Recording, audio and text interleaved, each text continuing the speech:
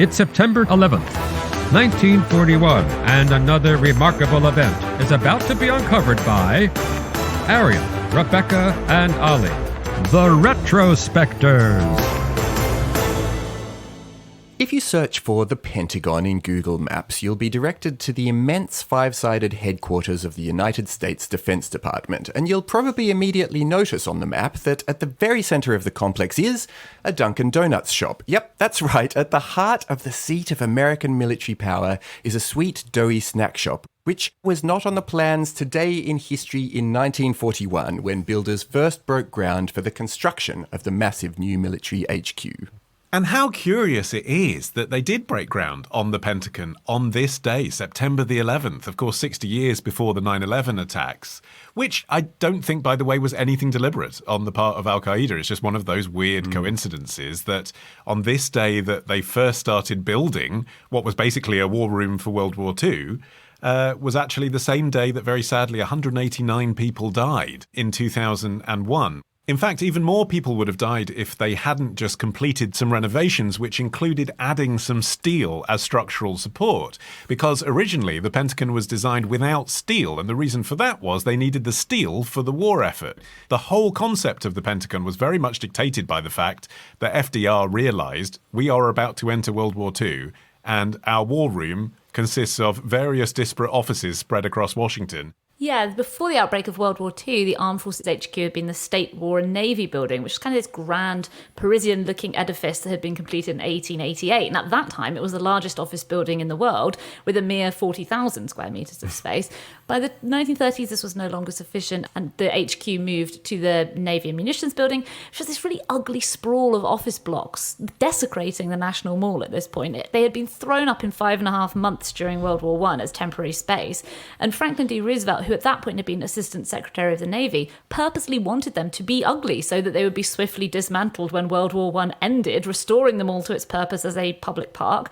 And obviously this didn't happen. They were still there. They were still an eyesore and an abomination. So when Brigadier General Somervell, who was the commander of the construction division of the Army Quartermaster Corps, came in at the head of this lobby for a large purpose-built space in Arlington, Virginia, Roosevelt was really keen, and on the 28th of July 1941, Congress signed off on funding for what at that point was being called Federal Office Building Number 1. Catchy. Though the Pentagon was also meant to be temporary. It was just meant to get them to the end of World War II, and as it happened, it became the permanent home for all US war activity subsequently.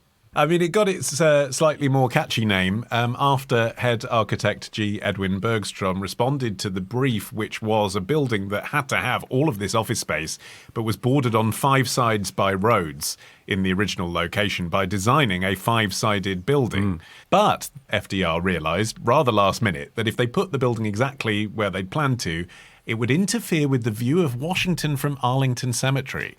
So because of sensitivities to that, he said, no, we're going to put it somewhere else. But it was too late to change the design. So they still had the 5-sided design, even though they didn't need to in the final version. And the original shape of the Pentagon was an irregular pentagon. But once they moved to this new site, they were able to choose whatever shape they wanted. And the Pentagon layout was turned into the more regular pentagonal shape that we know today. But it is very big. It is 600,000 square metres, spread over 7 floors and containing 17.5 miles of hallway. But due to the ingenious design, no 2 locations within the building are more than a 7 or 8 minute walk apart.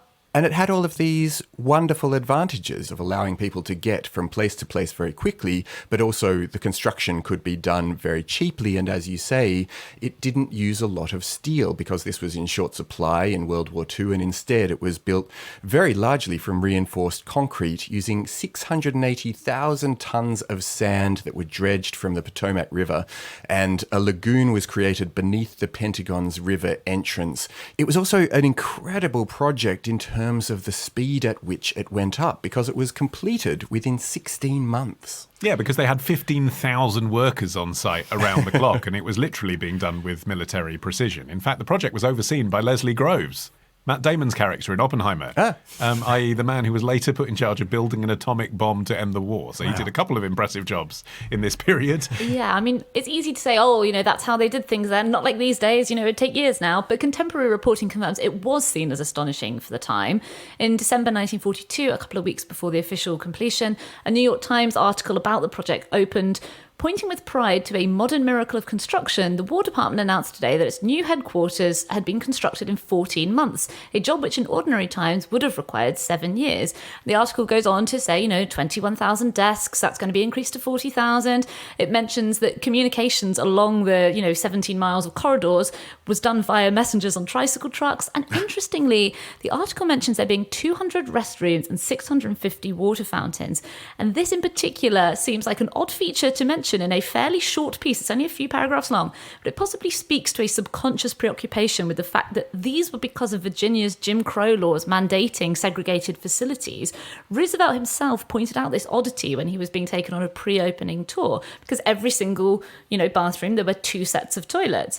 And upon hearing the explanation, he pointed out that the building would be under federal jurisdiction, so it could be exempt from Virginia's segregation laws. He demanded the removal of whites-only signs that had been put up basically just to comply with the state law. And the separate bathrooms, fountains and dining rooms did remain, but in practice segregation was never actually enforced within the Pentagon. It was initially budgeted at $35 million. The final cost was $63 million. So for a short time after this thing went up, the public kind of referred to the Pentagon as a white elephant, like it became a joke. This is a Pentagon-type project. That's the word you'd use for something outlandish and pointless. It became a focal point for protest throughout the 1960s.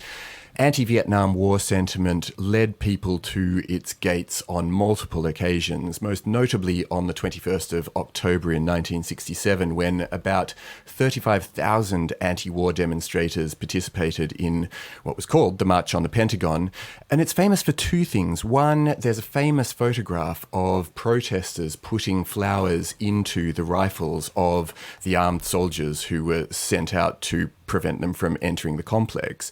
But also, it's famous because the protests had announced their intention of surrounding the building and then levitating it. But for some reason, they didn't seem to be able to get the building off the ground. It must be because it was so massive.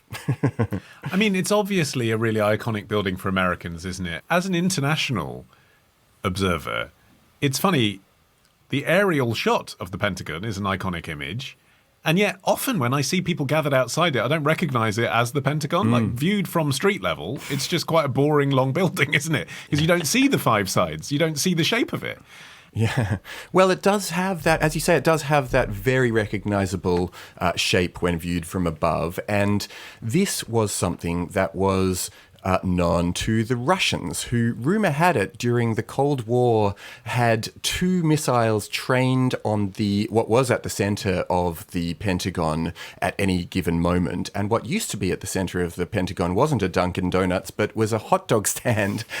And the Department of Defense communications officer Brett Easton once told Stars and Stripes magazine they thought this was the Pentagon's most top secret meeting room, and the entire Pentagon was a large fortress built around this hot dog stand.